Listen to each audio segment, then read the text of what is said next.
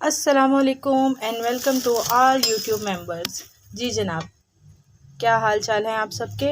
Hope so कि सब ठीक ठाक होंगे, अपने घर में और अपने घर वालों के साथ खुश खुर्रम और आबाद होंगे। जी, आज हम क्या बनाने जा रहे हैं। आज की रेसिपी बहुत ही मज़ेदार होने जा रही है। जी, आज हमारे पास हमारे मुल्क पाकिस्तान के ख़ास शहर पेशावर की एक ख़ास डिश आपके साथ शेयर होने जा रही है, जो कि वर्ल्ड वाइड बहुत ही फेमस है। वो क्या है जी, वो है चपली कबाब। बहुत ही मज़ेदार और बहुत ही डिफरेंट टेस्ट के अंदर आपके दस्तरखानों की शान बढ़ाती है।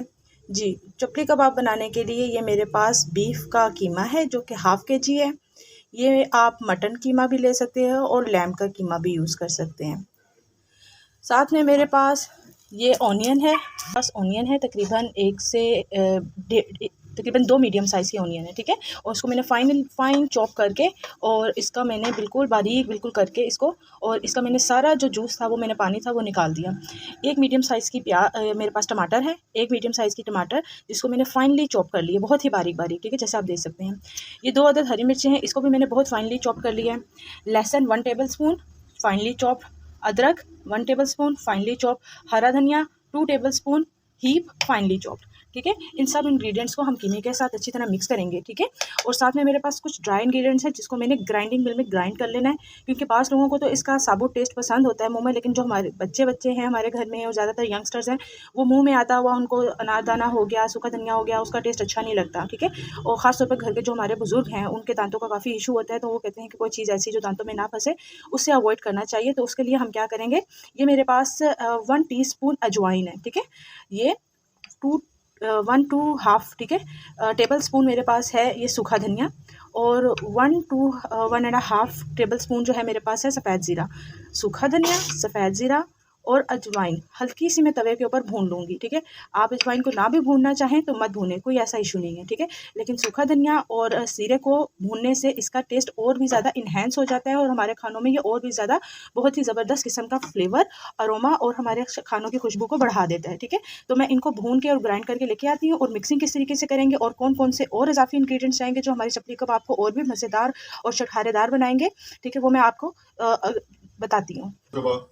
जी, ये तमाम जो इंग्रेडिएंट्स थे, हरा धनिया, प्याज, लहसुन, अदरक चॉप, ठीक है, और टमाटर चॉप मैंने कीमे के साथ डाल दिए हैं। साथ ही जो मैंने आपको मसाला बताया था, सूखा धनिया, ज़ीरा और अजवाइन, ठीक है, इसको मैंने क्रश करके ये मैं इसके अंदर शामिल कर दूँगी। बारी है ड्राई इंग्रेडिएंट्स शामिल करने की, ठीक है। ये मेरे पास चिली फ्लेक्स हैं, ठीक है। मैं इस वक्त 2 टीस्पून ऐड कर रही हूँ, ठीक है, क्योंकि ये बच्चों ने भी रेसिपी एंजॉय करनी है, तो उस लिहाज से मैं थोड़ी क्रश चिली थोड़ी कम रख रही हूँ, ठीक है। और 1 टीस्पून के करीब मेरे पास गरम मसाला है, ये मैं आपको बनाना सिखा चुकी हुई हूँ, ठीक है। और इसके साथ साथ मैं यहाँ पर शामिल करूँगी ब्लैक पेपर, ठीक है। ब्लैक पेपर कितनी जाएगी, ब्लैक पेपर भी तकरीबन जाएगी मेरे पास 1 टीस्पून के करीब,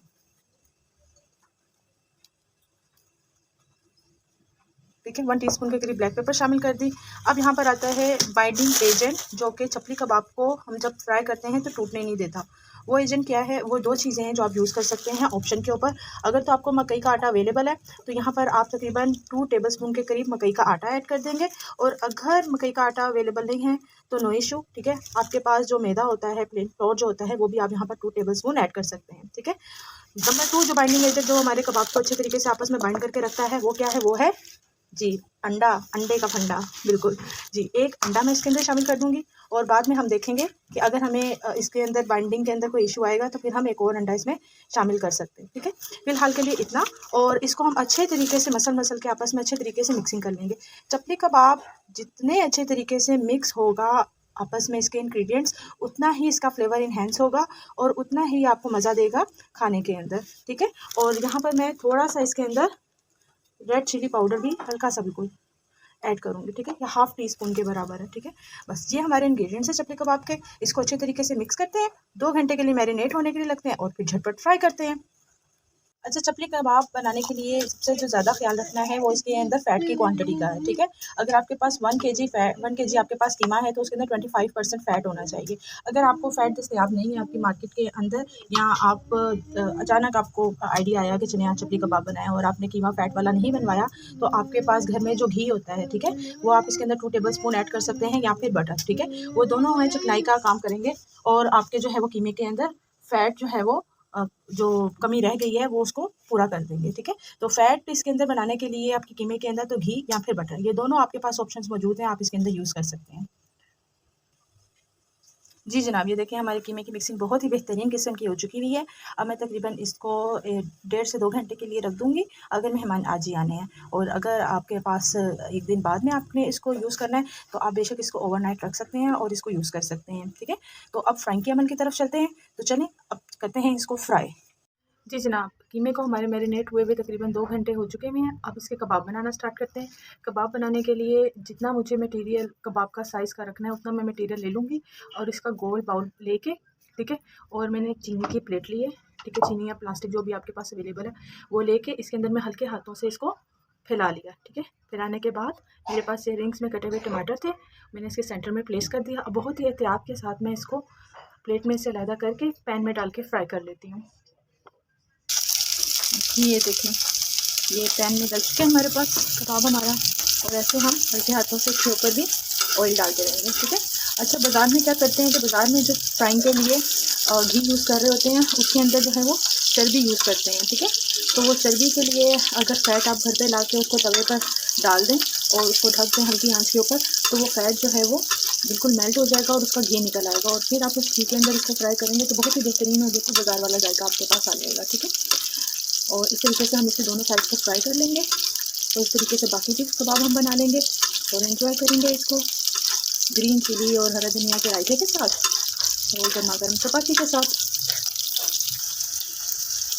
जी, बाज़ लोग जो हैं वो, बल्कि बेशतर लोग जो है अनारदाना भी यूज़ करते हैं, लेकिन बच्चे जो हैं वो खाने में ऐसा ही सेट के अच्छा नहीं लगता कि मुँह में ये क्या सख्त सी चीज़ आ रही है, तो उसकी जगह आप अनारदाना पाउडर भी यूज़ करते हैं if you like it's flavour, ठीक है।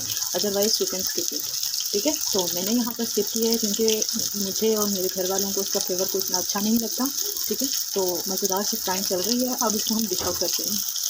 जी जनाब, माशाल्लाह माशाल्लाह, ये हमारे बहुत ही उम्दा, लजीज और मज़ेदार से चपली कबाब बन के तैयार हो चुके हैं। अब हम इनको ताफ़तान के साथ, नान के साथ या फिर रोटी के साथ खाएंगे और अपनी भूख का मज़ा और भी दोबारा करेंगे। साथ में ये मैंने दही का रायता बनाया है, ठीक है। और ये फ़ाइनल लुक है हमारे कबाब की।